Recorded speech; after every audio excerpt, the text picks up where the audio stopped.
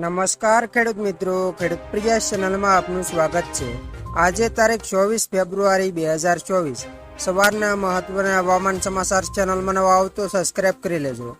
ગુજરાતમાં હાલ ગરમીનું પ્રમાણ વધી રહ્યું છે, ત્યારે હવામાન વિભાગે આજથી ઠંડીનો નવો રાઉન્ડ શરૂ થશે તેવી આગાહી કરી છે।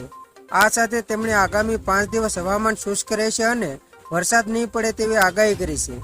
બીજી તરફ હવામાન નિષ્ણાત અંબાલાલ પટેલે આ સપ્તાહના અંતમાં વાતાવરણ વાદળછાયું રહેવાની આગાહી કરી છે। તેમનું કહેવું છે કે 28 અને 29 તારીખે વેસ્ટર્ન ડિસ્ટર્બન્સ જોવા મળી શકે છે, જેની અસર છેક માર્ચ મહિના સુધી રહેવાની શક્યતા છે। હવામાન વિભાગના જણાવ્યા પ્રમાણે રાજ્યમાં આગામી 5 દિવસ વાતાવરણ સૂકું રહેશે। આ સાથે આજથી ગુજરાતના તાપમાનમાં 2 થી 3 ડિગ્રીનો ઘટાડો થવાની આગાહી કરી છે।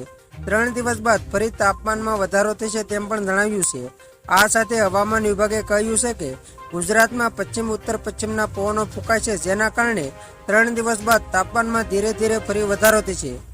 બીજી બાજુ હવામાન નિષ્ણાત અંબાલાલ પટેલે કહ્યું છે કે આ સપ્તાહના અંતમાં 25, 26 અને 27 તારીખમાં વાતાવરણ વાદળછાયું રહેશે। 28 અને 29 તારીખે વેસ્ટર્ન ડિસ્ટર્બન્સ આવશે, જેની અસર છેક માર્ચ મહિના સુધી જોવા મળી શકે છે।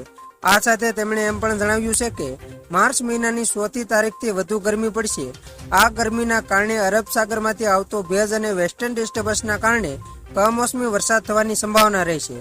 માર્ચના પ્રથમ 15 દિવસ મધ્ય ગુજરાતમાં વડોદરાની આજુબાજુના વિસ્તારોમાં મહત્તમ તાપમાન 42 ડિગ્રીને પાર કરી જવાની શક્યતા રહેશે।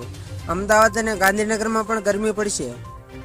અંબાલાલ પટેલે કમોસમી વરસાદની આગાહીમાં જણાવ્યું કે તારીખ 7, 8 અને 9 માર્ચ ત્યારબાદ 11 થી 14 તારીખ દરમિયાન હવામાનમાં પલટો આવશે।